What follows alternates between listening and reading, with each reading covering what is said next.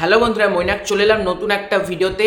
আজকে এই ভিডিওতে রিভিউ করব আমির খান অভিনীত নতুন সিনেমা সিতারে জামিন পার। এই সিনেমাটা আমি কালকে দেখে এলাম। তো আমি বেসিক্যালি এখন যেন বর্ষার ওয়েদার, আমার এই সিনেমাটা দেখার প্ল্যানিং ছিল না, বাট মনে হলো যে দেখি ছবিটা। তো স্পট বুকিং করলাম, গিয়ে ছবিটা দেখলাম। আমার এটা দেখার একেবারেই প্ল্যানিংই ছিল না এই ছবিটা, তাও মনে হলো যে দেখি ছবিটা। আমির খান এতদিন বাদ আসছে, কীরকম ছবিটা হয়েছে একবার দেখা যেতে পারে। এবং ছবিটা আরও আমার প্ল্যানিং ছিল না, কারণ এই ছবিটা যখন শুনেছিলাম স্প্যানিশ ফিল্ম চ্যাম্পিয়নের রিমেক, তখন থেকে দেখার প্রতি এক্সপেকটেশনটা একটু কমে যায়।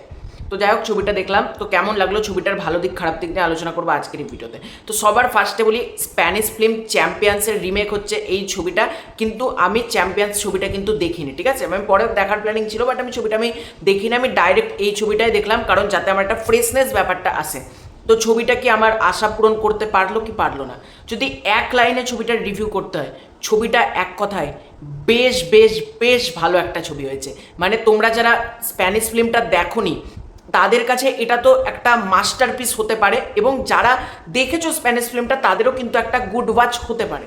তো ছবিটার প্রথম পজিটিভ দিক নেই। প্রথমে গল্প সম্পর্কে যদি একেবারে বলে, আমির খান কিছু যারা তোমার মানে শারীরিকভাবে অক্ষম তাদেরকে বাস্কেটবলের ট্রেনিং দেয়, এবং আমির খান আলটিমেটলি একটা ব্যাপার থাকে না যে গুরুর কাছ থেকে শিষ্যরা শেখে, কিন্তু শিষ্যদের থেকেও মানে একটা টিচারও যে শিখতে পারে ছাত্রদের থেকে, এটাও কিন্তু বেশ ভালোভাবে মেসেজ করা হয়েছে। এবং তার পাশাপাশি যে মেসেজটা, যে আমরা যাদেরকে বলি না যে তারা অক্ষম, তারা অ্যাবিলিটি, তারা মানসিক ভারসাম্যহীন, আমরা নিজেদেরকে সুস্থ মনে করি, কিন্তু তারাই আলটিমেটলি কিন্তু সুস্থ, আমরাই মানসিকভাবে ভারসাম্যহীন। সমাজের একটা সুন্দর মেসেজ, সুন্দর বার্তা দিয়ে ছবিটা আনা হয়েছে।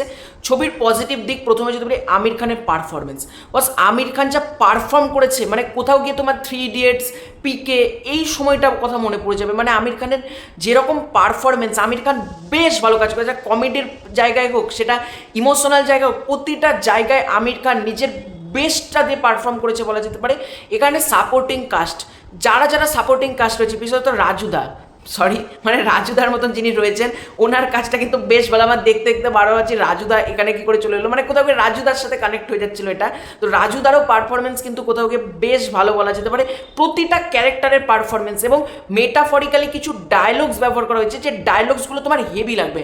এবং ফ্যামিলি অডিয়েন্স, আমি প্রত্যেককে বলবো যারা ফ্যামিলি অডিয়েন্স আছে, এই ছবিটা প্রত্যেকের দেখা উচিত। কারণ আর যারা মানে সমাজটাকে যারা চিনতে পারছে না, সমাজকে নিয়ে যারা খিল্লি করে, সমাজকে করে, কিন্তু সমাজের ব্যাপারটা কি এটা যদি কেউ জানতে চাও, অতি অবশ্যই ছবিটা দেখা উচিত। ছবির মধ্যে সুন্দর মেসেজ রয়েছে, অহেতুক জোর জবরদস্তি কিছু করা হয়নি, অহেতুক কিছু দেখানো হয়নি। ছবিটার মধ্যে প্রতিটা ডিপার্টমেন্টের কাজ ভালো।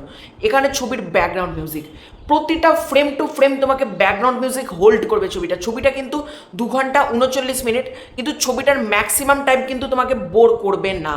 এবার এখান থেকে আমি যদি ঢুকি ছবির নেগেটিভ পয়েন্ট, ফার্স্ট হাফে না কিছু কিছু পার্ট আমার মনে হচ্ছিল একটু ক্রিস্প করা যেতে পারতো, আর একটু ছোটো করা যেতে পারতো।